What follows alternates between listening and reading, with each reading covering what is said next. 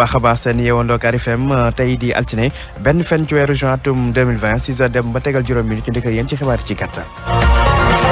dañ koy door ak kàddug Abdoulaye Wilane nekk député nekk tam maire bu Kaffrine moom nag muy naqaru taxawaayu nguur gi loolu gannaaw bi nga xamante ne région bu Kaffrine am na cas yu njëkk ci feebar di coronavirus nee na ñetti weer a ngi nii ñuy sàkku ñu daal leen fay defal ay respirateur artificiel ngir bu ñu amee cas grave ñu mën koo toppatoo waaye nee na boobu léegi dara amuñ ci ak yeneen buñ koy déglu moom Abdoulaye Wilane ci micro ndaw lañ toggal ca Kaffrine Omar Ndiaye. maire Koungheul ak président conseil départemental ak seen député ak préfet dañoo bëgg gouvernement bi li ko war mu jox ci naam district sanitaire yi war nañoo lëkkaloo pour saytu beeg traçage bi waaye gouvernement bi depuis ñetti weer ñu ngi leen di wax ne leen suñu plan de contingence dafa bëgg dañu sàkkoon ñi jox hôpitalu Kaffrine matériel respirateur ak ay garab naka noonu dañ ko war a def ci district yëpp waaye matériel de protection individuelle yëre yi masque yi ak gants yi yeeg colka yi nga xam ne nii docteurs yi ak fajkat yi ñoo ko war a am dañ cee war a am lu bëri ndax bëgguñu ku am cas asymptomatique ñëw seet docteur boo xam ne nii wala fajkat ci poste de santé case de santé centre de santé wala hôpital wala ko docteur ya ñu wàll ko ñeneen xoddee ko nag ca ba nga lakkaleegu magum waxoon naa ko moo gën magum xamoon naa ko ñi weesu ko soxla hôpital ma ne kon nañ nguur gi jël ay matuwaayam def ko suñu ko deful daal day mel ni suñu ko deful nag day mel ni ki ñun dañoo bokk ci fi moo tax ma ne ministre Abdoulaye Diouf Sarr ak président waaw yéen ci lii ak ci leneen da ngeen ñëw fàttem dañ cee bokk. nekkoon Abdoulaye Wilane di maire bu Kaffrine wax ci centre de santé bu Daaru Manaan ca Touba fi mu toll nii nag amatul kenn koo xamante ne daan nañ ko fay rentré ndax jàngoroy coronavirus bi jàngoro ji tàmbale ba léegi nag lu ëpp ñetti téeméeri malade jot nañ leen ko faa dalal daal leen di toppatoo ba ñu wér tax ba jamono ji centre boobu nag ñu ko désinfecté ngir nag mën fa dalal ay nit rawatina consultation si médecine générale. wax ci wàllum séddaleem dund bi njagleel askan wi néew doole bi ministre développement communautaire Mansour Faye di naqarlu taxawaayu yéen transporteurs yi ak manutentionnaire yi ñi ma ñaan ñi yebbi ceeb yeeg yu ni mel neneen daal seen taxawaay di yokku njëg yi loolu nag naqaru na ko mu wax lu ni mel moom Mansour Faye ca Ndar.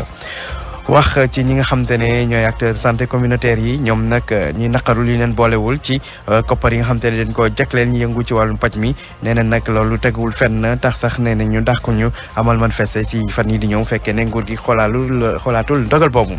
daaneel ak ñi nga xamante ne ñooy transporteur yu Louga ñoom ànd ñu ci dogal bi ministre de l'intérieur jël ci ne daañu tàmbaliwaat dem beeg dikk bi waaye ci département yoo xamante ne ci ñoo bokk région bu nekk loolu nag ñu koy def yëpp ba mu des ca Thiès ak ca Diourbel nee nañ loolu teguwul ci yoon tax nag ñi sàkku tam ñu jox leen seen wàll ci koppar yi nga xamante ne moom la nguur gi baaxee. Consultations en médecine générale reprennent ce matin. Les écoles rouvrent leurs portes au Sénégal demain mardi après plus de 2 mois de fermeture imposée par la crise sanitaire. Kédougou a reçu son lot de matériel de protection, mais attend certains de ses enseignants qui devraient arriver aujourd'hui. De Richard Toll à Lapgar, les écoles sont équipées pour amoindrir les risques de contamination. La maladie à coronavirus qui touche plus de 6 170 000 personnes dans le monde, plus de 372 000 patients ont perdu la vie. Coronews sera avec Amadou Sabarba. À suivre notre invité, le coordonnateur du programme national de lutte contre le paludisme. Doudou Sène était à Kédougou, une des régions les plus touchées au Sénégal par la maladie. Ali Ouba assure la partie technique de ce 7h.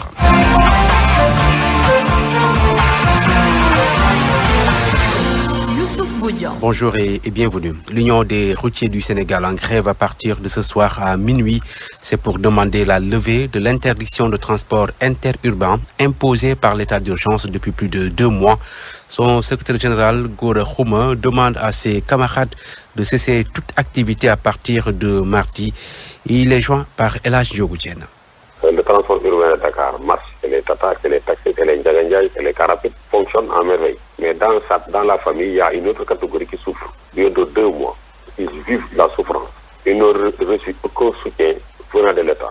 Ni riz, ni huile, ni CFA. Ils continuent à souffrir. Les syndicats, c'est la solidarité. Nous avons dit, pour ceux qui travaillent, doivent arrêter, ne serait-ce que pour marquer leur solidarité, même si c'est une journée morte, pour compatir avec ceux qui ne travaillent pas. Et on s'en va. C'était tout juste pour marquer un coup de solidarité pour soutenir ceux qui ne travaillent pas. Pour ceux qui travaillent, donne un soutien à ceux qui ne travaillent pas. Ce n'est pas une plateforme revendicative, c'est juste un tampon de soutien, puisqu'il y a la souffrance. Si un chauffeur maintenant allait même se faire le mandi, c'est grave. Les familles sont dispersées, puisqu'ils ne sont pas sentis une subvention quelconque de nature. Ils n'ont pas reçu de riz, ils n'ont pas reçu les denrées alimentaires, ils n'ont rien reçu comme CFA. Il n'y a rien du tout. Et la souffrance est installée. La solution, c'est que l'État doit corriger cette formule, puisque si maintenant Dakar travaille, le transport, les Tata, les Djagandja, les taxis travaillent, et que les autres ne travaillent pas, mais il n'y a pas de Sénégalais. Il y a des changements, mais ça ne suffit pas. Le transport, c'est le transport bout en bout d'une région à une autre. Mais tant qu'on n'a pas fait un transport de bout en bout d'une région à une autre, le transport est bloqué pour l'intérieur. Gore Khouma, l'Union nationale des mareyeurs du Sénégal, ne va pas suivre le mot d'ordre de grève. L'UMMS qui demande aux conducteurs de camions frigorifiques de continuer à acheminer le poisson dans les profondeurs du Sénégal. Ibrahima Diaw, c'est son président. Il est au micro de Ibrahima Djamé.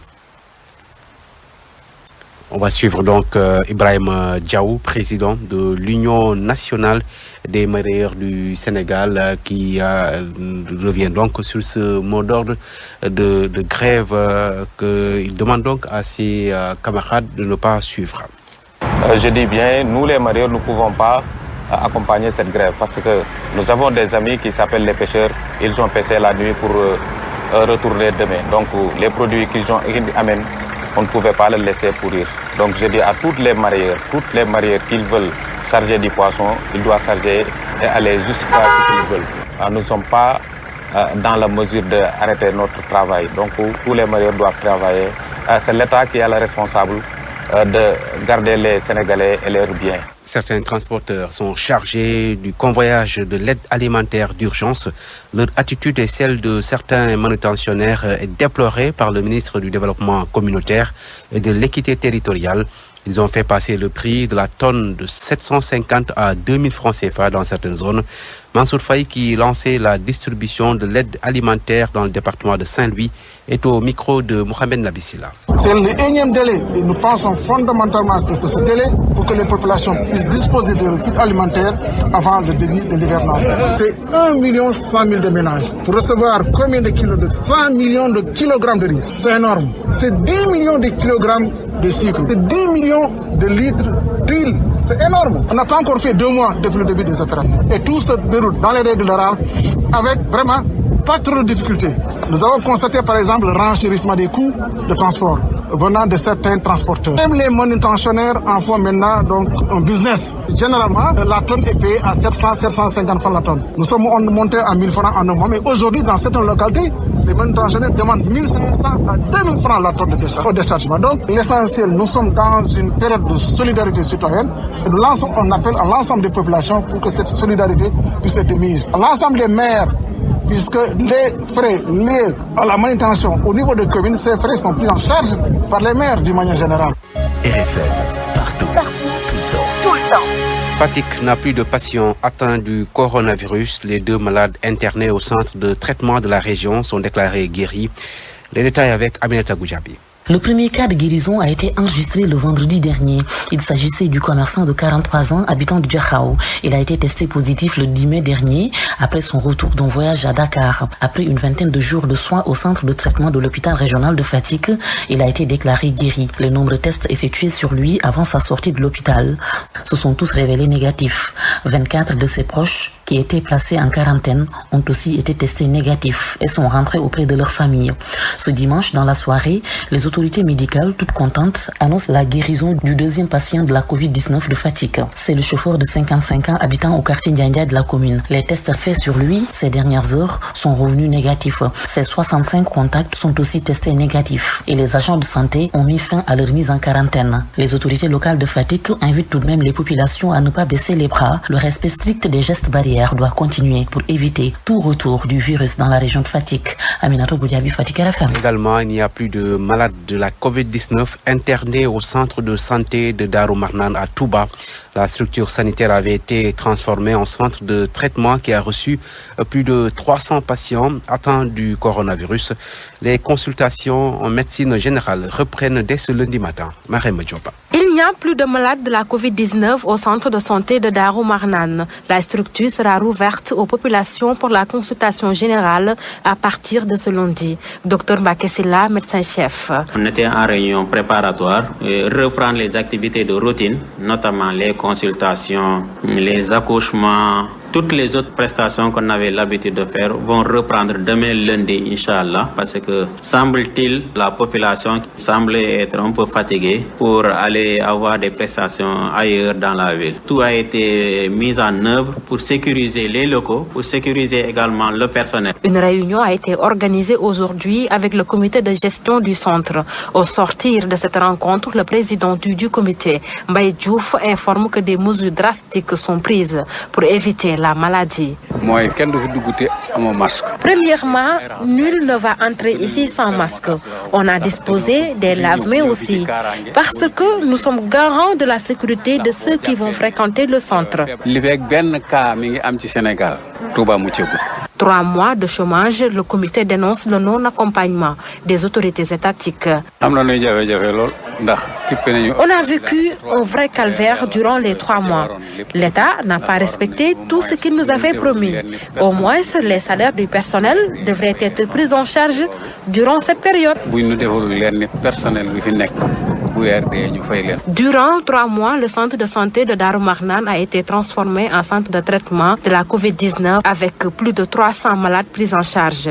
Aujourd'hui désinfecté, il reprend sa vocation première à la grande joie des populations riveraines. Marema Diop, Touba, RFM. Kaffrine, à son tour, a enregistré ses 2 premiers cas de coronavirus, un cas communautaire, un cas contact recensé dans le département de Koungheul. Toutefois, la région ne dispose pas de respirateurs pour prendre en charge d'éventuels cas graves. D'où l'appel lancé par le député maire de Kaffrine. Abdoulaye Wilane est au micro d'Omar Ndiaye. Et c'est pourquoi nous, élus, députés, élus des collectivités territoriales, toute la population de la région de Kaffrine, nous demandons à ce que l'État capacite les districts et tous les personnels de santé. Parce qu'il ne faut pas que les soignants, recevant quelqu'un qui est porteur du virus sans le savoir, les infectent. Demandons avec insistance et prenons à témoin l'opinion nationale et internationale que depuis 3 mois que nous faisons des efforts, nous avons demandé cela, mais c'est comme si, mais franchement, c'est du soit pilotage à vue ou bien à la face du client. Mais Kaffrine fait partie des régions les plus pauvres et le niveau d'indigence des structures sanitaires est tel que nous laisser comme ça, sans accompagnement, sans renfort en termes de matériel de protection, en termes de médicaments, en termes de matériel indispensable pour la prise en charge médicale, mais c'est nous nier notre sénégalité. Nous ne restions pas seulement à cette situation de prise en charge domiciliaire, mais que nous puissions avoir des respirateurs et tous les autres moyens. Gouverner, c'est prévoir. Abdoulaye Wilane, le maire de Kaffrine, la colère des acteurs communautaires de la santé communautaire exclus des fonds du force Covid-19 destinés au personnel de santé. Une injustice que ces acteurs ont dénoncée lors d'une conférence de presse à Mbour où nous retrouvons Abdourahmane Diallo. Depuis le début de la pandémie au Sénégal, l'État a pris certaines mesures afin de motiver des acteurs de la santé. Mais les agents de santé communautaire ne font pas partie. Daouda Faye, président de l'Union régionale des acteurs de santé communautaire de la région de Thiès. L'État nous a laissé en rade dans ce qui concerne la motivation des forces Covid-19 que nous revendiquons et nous disons à l'État de donner une considération au personnel de santé communautaire. Ces acteurs de la santé dénoncent et réclament un statut communautaire. Selon eux, avec l'absence de patients dans les structures sanitaires, ils n'arrivent plus à avoir un bon salaire à la fin du mois. Le contexte où nous sommes aujourd'hui nous a donné raison car dans les structures de santé, il y a moins de fréquentation.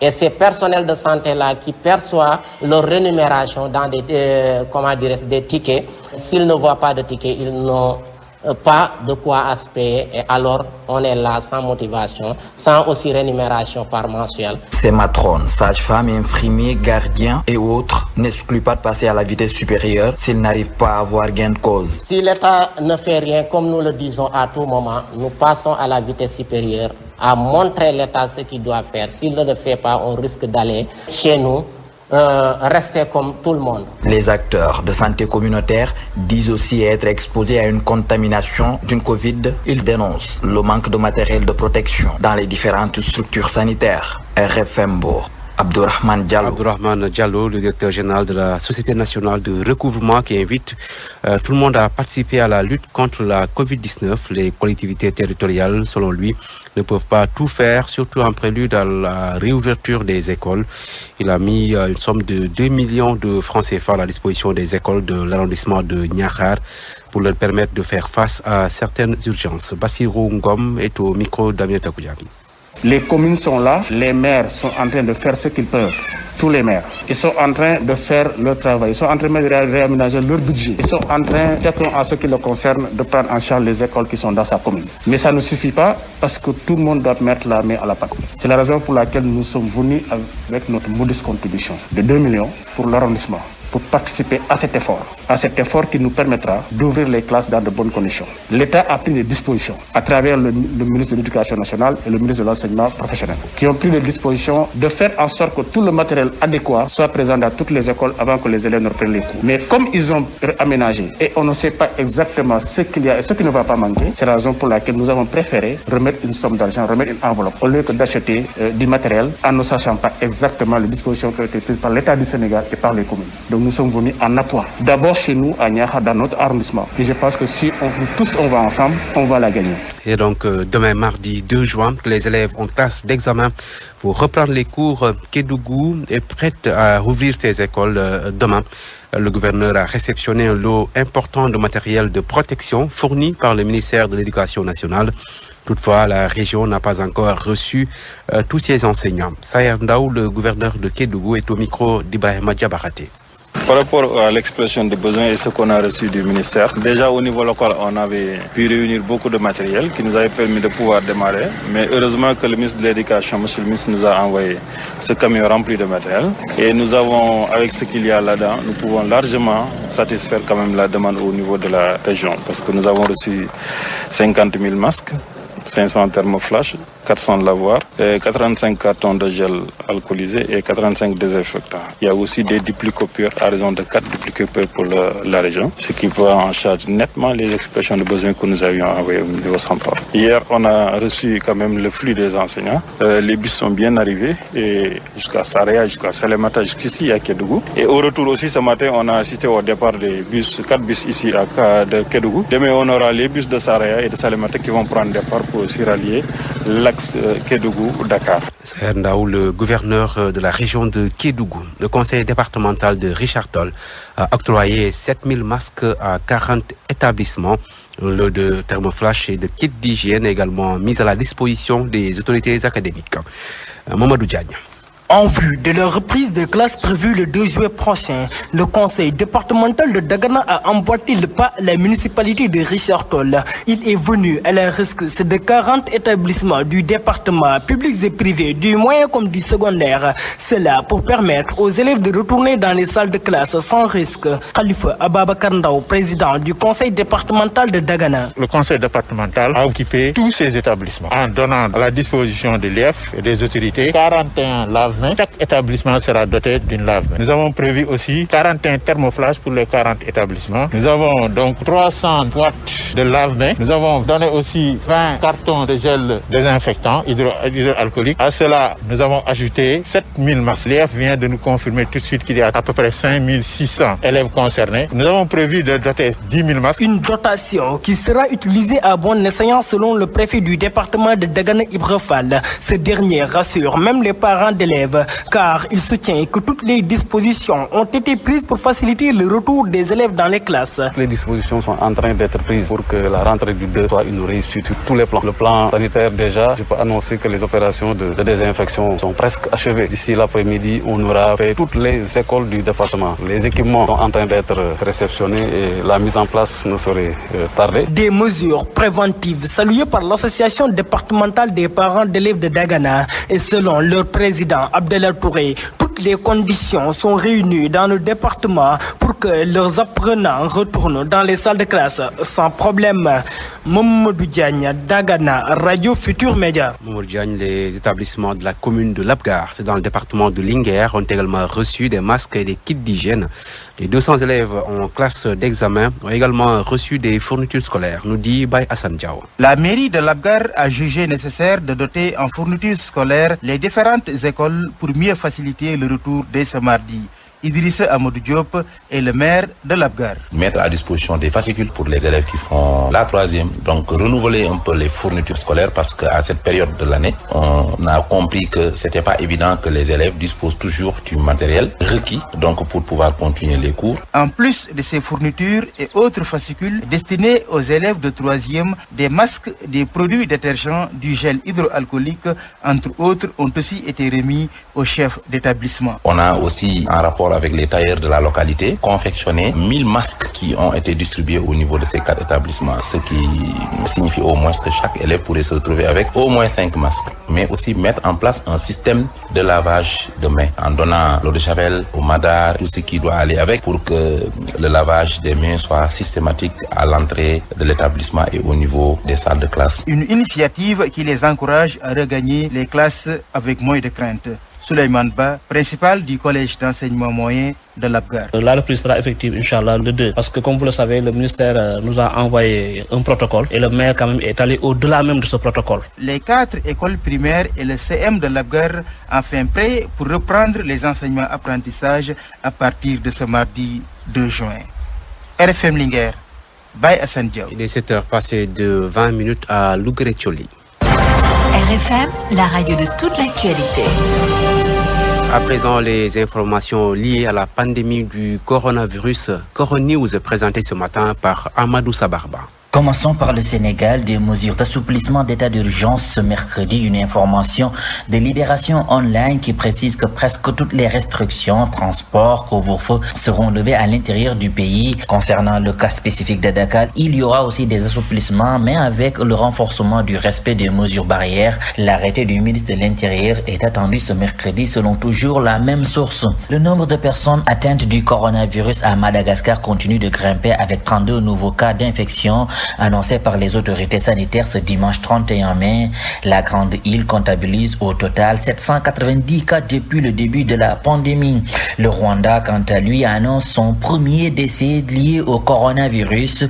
La victime était un conducteur âgé de 65 ans qui était arrivé d'un pays voisin déjà affecté par la maladie. L'homme est décédé de graves complications respiratoires alors qu'il recevait un traitement dans un centre de traitement spécialisé du coronavirus. Les autorités de ce pays de l'Afrique de l'Est indiquent que 359 cas positifs ont été recensés, dont 4 nouveaux cas signalés au cours de ces dernières 24 heures. En Tunisie, la Fédération de football a annoncé que le championnat reprenait le 2 août prochain. La compétition avait été interrompue à la mi-mars pour cause du nouveau coronavirus, au moment où le ministre tunisien de l'énergie et des mines nous informe sur sa page Facebook avoir été contraint de rester en France après l'annulation par Transair de son vol retour. Alors en Europe, plus précisément en Espagne, où l'état d'urgence limitant la circulation est prolongé une dernière fois jusqu'au 21 juin prochain. Une annonce du chef du gouvernement espagnol hier dimanche. Les Espagnols espéraient pouvoir sortir de leur province le 7 juin prochain, mais la date est donc reportée de 15 jours. Pedro Sánchez souligne une sortie des étapes du déconfinement pour le 1er juillet s'il n'y a pas de changement dans l'évolution de l'épidémie. L'Espagne enregistre au cours de ces dernières 24 heures 2 décès supplémentaires liés à l'épidémie du coronavirus, ce qui fait passer le bilan à 27 127 morts. La France entre progressivement dans la phase 2 du déconfinement ce mardi. Dès ce week-end, les maires ont pu rouvrir les parcs et les jardins, notamment à Paris. La limite de déplacement à plus de 100 km du domicile sera levée. Actuellement, le nombre de patients hospitalisés ou admis en réanimation continue de baisser en France, selon le dernier bilan publié par la Direction générale de la santé. En Chine, ces dernières 24 heures, de nombreux cas ont été déclarés, mais aucun nouveau décès n'a été recensé, selon la Commission nationale de la santé dans son point quotidien. À l'heure où le Brésil enregistre près de 2,5 millions de cas de coronavirus, le président Bolsonaro a encore participé hier dimanche à un rassemblement avec ses partisans, bravant une nouvelle fois les normes sanitaires et les règles de distanciation sociale. Le chef de l'État, ouvertement contre les mesures de confinement, s'est présenté devant le palais présidentiel à Brasilia, la capitale, saluant ainsi des douzaines de sympathisants. Au moment où la compagnie aérienne Emirates de Dubaï, la plus importante du Moyen-Orient, annonce annonce hier dimanche avoir l'intention de procéder à des suspensions d'emploi en raison de la pandémie, mais sans en préciser l'ampleur de cette décision. Actuellement, l'épidémie de coronavirus a contaminé plus de 6,1 millions de personnes dans le monde et a fait 370 247 décès. Amadou Sabarba, merci. RFM, l'invité. Il s'agit du docteur Doudou Sen. Il est le coordonnateur du programme national de lutte contre le paludisme. Il était dans la région de Kédougou, qui constitue l'une des régions les plus touchées par la maladie, avec un taux de prévalence de 7%. Le docteur Doudou Sen qui s'entretient avec Ibrahima Diabakhate. Merci et bienvenue à Kédougou où nous recevons Dr Doudou Sen, coordonnateur national du programme de lutte contre le paludisme au Sénégal. Docteur, vous êtes à Kédougou dans le cadre de la campagne de lancement de l'aspersion intradomiciliaire d'insecticides à effet rémanent. Pourquoi le choix de Kédougou? Le choix de Kédougou n'est pas fortuit, d'autant plus que les statistiques ont montré que pour l'année 2019, 80% des cas environ de cas de paludisme sont retrouvés dans la zone sud, notamment la région de Kédougou, de Kolda et de Tambacounda. Et l'enquête de prévalence parasitaire qui a été menée en 2017 a montré que sur l'ensemble du territoire national, la moyenne de la prévalence parasitaire tourne autour de 0,4%, alors que Kédougou est à 7% à lui seul.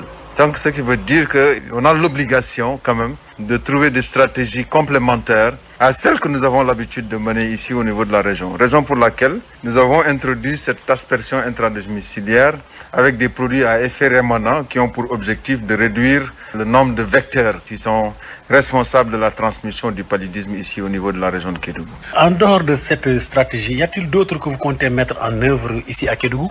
Mais effectivement, nous avons l'habitude quand même de mener plusieurs types d'activités, plusieurs stratégies. La première, je peux rappeler déjà en 2019, nous avons organisé une grande campagne de distribution des moustiquaires, ce qu'on appelle la campagne universelle de distribution des moustiques. C'est d'assurer une bonne couverture en moustiquaires imprégnés des populations, parce que il a été démontré que si 80% de la population dormait sous moustiquaire, on peut avoir des effets sur le nombre de cas de paludisme qu'on peut recenser dans une population. Donc le premier message et la première stratégie, c'est la distribution des moustiquaires. Systématisée également chez les femmes enceintes et les enfants de moins de 5 ans. Toutes les femmes enceintes doivent dormir sous moustiquaires imprégnés d'insecticides parce que c'est une population vulnérable. Donc il est important également de rappeler qu'à Kédougou, nous avons des stratégies spécifiques, notamment la chimioprévention saisonnière qui se déroule chaque année à partir du mois de juin. D'ailleurs, c'est le mois prochain qu'on va faire le lancement de la chimioprévention saisonnière du paludisme ici. Il s'agit de l'administration des médicaments, notamment la SP avec l'amodiaquine, qui permet de protéger les enfants de 3 mois à 10 ans. Et ça se fait à partir du mois de juin avec 4 passages. Au mois de juin, au mois de juillet, août et au mois de septembre. Et ça permet quand même de limiter un peu la propagation du paludisme. C'est cette frange d'âge. L'autre stratégie, c'est ce qu'on appelle la PECADOM. La PECADOM, il s'agit de la prise en charge à domicile des cas. Et quoi il s'agit exactement? On prend des agents de santé communautaires qu'on forme à faire le test de diagnostic rapide et qui permet quand même tous les cas de fièvre ou d'antécédents de fièvre sont testés avec les tests de diagnostic rapide et ils administrent des médicaments au cas simple de paludisme. Et ça aussi, c'est une stratégie qui nous a quand même permis de réduire considérablement la propagation du paludisme dans la zone. Les autres, c'est la protection des femmes enceintes avec le traitement préventif intermittent. Et donc, il faudra une combinaison de l'ensemble de ces stratégies quand même pour permettre de garantir la réduction considérable du nombre de cas de paludisme dans la zone. Docteur, est-ce que la pandémie du Covid n'affecte pas sérieusement la lutte contre le paludisme? D'autant plus qu'aujourd'hui, non seulement les agents de santé sont exposés, mais aujourd'hui on constate que les populations ont tendance à fuir les structures sanitaires. Mais effectivement, parce que depuis le début de la pandémie du Covid-19, il a été constaté que quand même ça a impacté dans tous les domaines. Et donc la santé elle-même n'est pas en reste.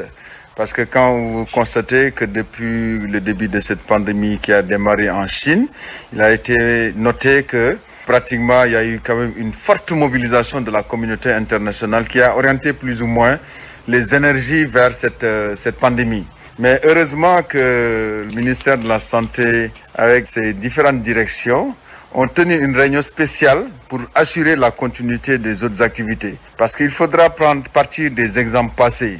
Ebola en 2014, dans les régions notamment de la Guinée et de la Sierra Leone, ont beaucoup impacté sur la lutte contre le paludisme parce que le même phénomène s'est reproduit, c'est-à-dire que les populations ont déserté les structures de santé, les agents de santé avaient peur d'être contaminés et ça a impacté donc sur les autres maladies, notamment le paludisme où on a recensé plus de 14 000 morts supplémentaires liées au paludisme. Et cette expérience, l'OMS l'a compris et a donné des messages clairs que les pays doivent continuer les activités stratégiques pour éviter que ce même phénomène se reproduise dans nos pays. Et Kédougou étant une zone de forte transmission du paludisme, il est important que nous sensibilisions les populations. Et c'est ainsi que nous avons pris des mesures drastiques pour pouvoir continuer la mise en œuvre de nos activités sur le terrain. Maintenant, il y a besoin quand même de sensibiliser davantage les populations, notamment en cas de fièvre, de se rendre dans une structure de santé pour permettre de se faire dépister au paludisme. Parce que si on ne fait pas attention, tous les cas de fièvre, on va penser que c'est du Covid et finalement, c'est le même effet que ça va faire, c'est-à-dire le décès des populations. Alors que le Covid, tu peux l'avoir sans pour autant décéder. Par contre, pour le palud, si tu ne le traites pas, ça va aller vers un paludisme grave qui est très mortel. Donc, il est important que les populations se rendent dans les structures de santé pour pouvoir être dépistées contre le paludisme et être traitées. Docteur, dans le cadre de cette nouvelle initiative, quelles sont vos attentes vis-à-vis des populations, des collectivités territoriales, mais surtout des sociétés minières qui sont dans la zone? Vous avez vu la mobilisation qu'il y a eu. Beaucoup de ressources financières ont été mobilisées pour barrer la route au Covid. Et je pense que ce même élan devait avoir pour le paludisme. Le rapport mondial du paludisme a montré qu'en 2018, nous avons recensé 216 millions de cas de paludisme à travers le monde. Donc 92% à 93% sont recensés en Afrique subsaharienne. Et sur le nombre de décès, nous avons eu 400 000 décès liés au paludisme. Et du coup, vous avez la mortalité que ça a fait. Donc il y a un engagement qui est attendu. Au niveau du Sénégal, nous avons déjà un engagement très fort au plus sommet de l'État. Ce qu'on attend ici à Kédougou, c'est pareil. Parce que Kédougou représente un défi majeur pour la lutte contre le paludisme. 80% des cas de paludisme se retrouvent dans la zone sud, dont Kédougou fait partie. Et il est important donc que toute la communauté se mobilise. En premier lieu, les maires. Je me félicite et remercie le maire de Kédougou qui a montré son engagement vis-à-vis de la lutte contre le paludisme, mais également toutes les collectivités locales de la zone. Il faudra faire pareil pour que les collectivités locales qui ont en responsabilité la santé des populations se mettent au devant de cette lutte contre le paludisme pour pouvoir, par exemple, nous permettre d'atteindre cet objectif. Nous avons également les populations qui doivent adhérer aux politiques que nous menons au temps de dégâts. Les sociétés minières ont intérêt eux-mêmes à accompagner cette lutte dans la zone, parce qu'ils investissent énormément de ressources financières. Et pour garantir une bonne productivité, il est important que les travailleurs soient dans les meilleures conditions possibles. Et dans la zone, nous avons une forte prévalence. Il est important qu'ils mettent des ressources financières supplémentaires pour accompagner le programme national de lutte contre le paludisme, mais également les structures sanitaires, pour que ces aspersions, lors des campagnes de distribution, l'achat des moustiquaires, les sociétés minières devraient pouvoir le faire pour couvrir la population dans le cadre de leur responsabilité sociétale d'entreprise. Docteur Doudou Sène, je vous remercie. Messieurs, merci beaucoup. À 7h passées de 31 minutes, c'est la fin de ce journal. Je vous rappelle les titres. L'arrêt de toute activité dans le secteur du transport à partir de demain mardi, c'est le mot d'ordre du syndicat des routiers du Sénégal. Gora Khouma et compagnie veulent la reprise du transport interurbain. Une grève qui ne sera pas suivie par l'Union nationale des mareyeurs du Sénégal. Les camions frigorifiques vont continuer à transporter le poisson à l'intérieur du pays. Fatick n'a plus de cas de coronavirus. Les 2 patients internés au centre de traitement de la région sont guéris. À Touba également, le centre de santé de Darou Marnane vidé de ses patients Covid+. Les consultations en médecine générale reprennent ce matin. Les écoles rouvrent leurs portes au Sénégal demain mardi après plus de 2 mois de fermeture imposée par la crise sanitaire. Kédougou a reçu son lot de matériel de protection, mais attend certains de ses enseignants qui devraient arriver aujourd'hui lundi. De Richard Toral Labgar, les écoles sont équipées pour amoindrir les risques de contamination. La maladie à coronavirus qui touche plus de 6 170 000 personnes dans le monde. Plus de 372 000 patients ont perdu la vie. Le détail, c'était dans Coro News présenté par Amadou Sabarba et puis notre invité, le coordinateur national de la lutte contre le paludisme, le docteur Doudou Sène qui était dans la région de Kédougou. Merci à Aliouba qui a assuré la partie technique de ce secteur. Merci à vous de nous avoir suivis. À 8h, vous avez rendez-vous avec Elhaj Ndiogou pour l'édition en Wolof. Bon réveil à tous. Bonne journée de lundi de Pentecôte. C'était Youssouf Podjon.